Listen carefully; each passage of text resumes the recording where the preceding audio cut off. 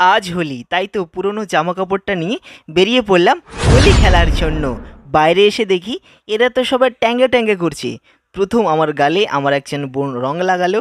তো বাইরে তো জমজমাটি খেলা চলছে। সবাইকে হ্যাপি হোলি আমি জানাচ্ছি।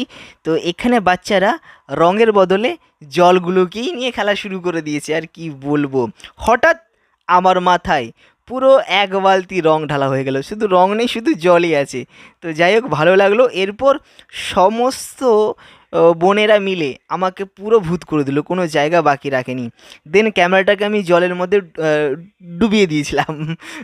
তো এখানে মনে হচ্ছে আমাদের ট্যাঙ্কে ট্যাঙ্কে করছে। এই ভিডিওটা তোমরা অবশ্যই দেখে থাকবে। তো আমি মাতালের একটা অভিনয় করছিলাম। তো কেমন হয়েছে অ্যাক্টিংটা অবশ্যই তোমরা জানাবে। তো হোলি খেলার পর, রং খেলার পর আমি চলে এলাম শ্যাম্পু নিতে। শ্যাম্পু নেওয়ার পর মনোজের খুব খিদে পেলো।